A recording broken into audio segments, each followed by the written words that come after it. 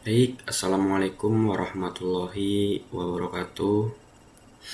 Perkenalkan, nama saya Faizal Ivan Anas dengan nomor induk mahasiswa 055269336. Di sini saya akan menjelaskan hasil saya mengerjakan tugas 3 dari mata kuliah struktur data, di mana tugasnya itu membuat sebuah DFS dan BFS ya materinya. Untuk di sini hasil programnya atau kodenya sudah saya buat terlebih dahulu, karena kalau saya seperti biasanya ya membuat kehabisan waktu karena durasi maksimal 15 menit, takutnya kehabisan waktu karena saya masih belajar, masih lambat ya, ngodingnya masih salah-salah. Jadi saya buat dulu, tapi saya jelaskan perlahan-perlahan. Saya jelaskan apa yang saya tahu aja di sini. Baik, jadi yaitu di sini kita menjelaskan program pencarian menggunakan algoritma DFS dan BFS yang sudah saya buat dalam bahasa Java. Struktur graf yang digunakan di sini pada kedua algoritma yang saya buat di sini, grafnya terdiri dari 8, yaitu A1, A2, A3, A4 sampai A8 ya. Saya membuat sendiri hubungan antar node sebagai berikut. Ini adalah A1 nih ya, nih A1 dengan A2, A1 ini jadi terhubung dengan A2 dan A3, A2 terhubung dengan A4 dan A5, A3 terhubung dengan A6, A4 terhubung dengan A7, A5 terhubung dengan A7 dan A8, A6 terhubung dengan A8 nih di sini yang di edge ini. Ini adalah graf tidak terarah, sehingga setiap edge berlaku dua arah. Graf ini saya representasikan menggunakan hashmap dari string ke list string ya, jadi sebagai adjacency list.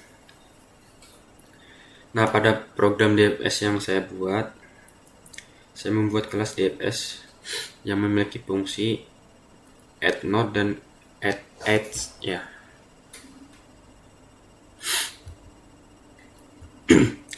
Dimana add node itu digunakan untuk menambahkan node ke dalam graf.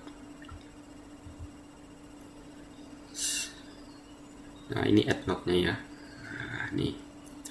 Dan sedangkan untuk add edge nih, itu digunakan untuk menghubungkan antara dua node secara tidak berarah ya.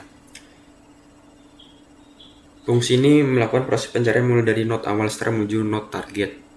Saya menggunakan linked hasset ya. Saya menggunakan linked hasset untuk menyimpan urutan kunjungan sehingga bisa ditampilkan dengan rapi.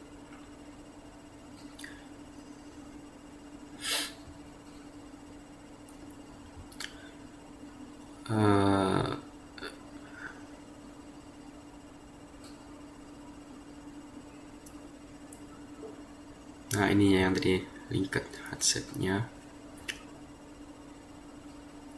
Dan juga di sini saya menggunakan ini ya, DFS helper. Nah, ini DFS helper ini fungsinya rekursif untuk menjelajah graf hingga sedalam mungkin ya. Jika node yang dihubungkan adalah target, pencarian berhenti. Di urutan contoh pencarian ya, node 6 mulai dari A1. Urutan DFS adalah kunjungi A1, turun ke 2, turun lagi ke A4, lanjut ke A7, lanjut ke A5, turun ke A8. Dari A8 turun ke A6, target ditemukan. Nah, ini.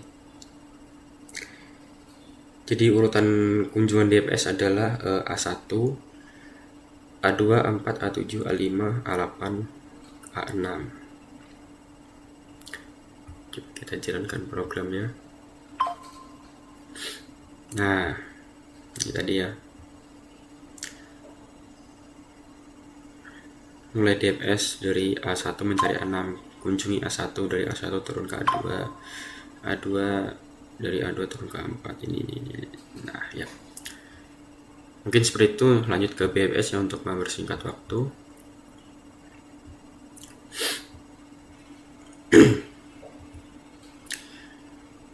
Baik, di program BFS yang saya buat ini dengan struktur yang hampir sama dengan DFS tadi, namun menggunakan queuing list untuk proses antrean.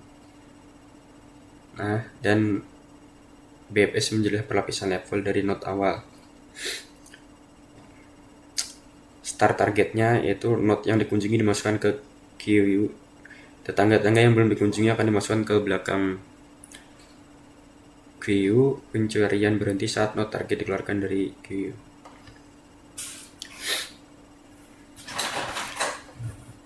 Kita jalankan. Ini hampir sama, cuma kita menggunakan ini ya, link list nih ya, dengan DFS tadi.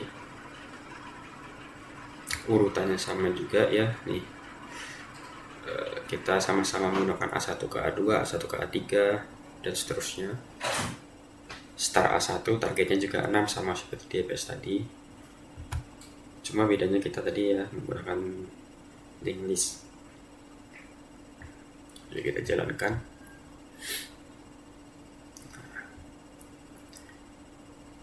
Target ditemukan A6 ya. Jadi apa sih perbandingan dari kedua algoritma ini tadi? Untuk cara kerjanya DFS ini menyelam sedalam mungkin, sedangkan BFS itu per level. Nah, contoh ini ya.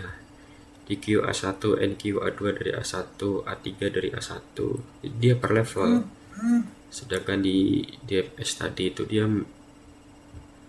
menyelam sedalam mungkin. Nah, bedanya ini ya. Nah, ini hasil dari keluarannya, outputnya bedanya. Struktur bantunya kalau DFS ini rekursi atau step. Jika yang BFS tadi ini menggunakan QU. Apa sih cara nyebutnya? QUE tulisannya ya. Untuk jalur yang ditemukan untuk DFS ini bisa panjang dan tidak optimal. Sedangkan kalau BFS menemukan jalur pendek jika graf tak berbobot.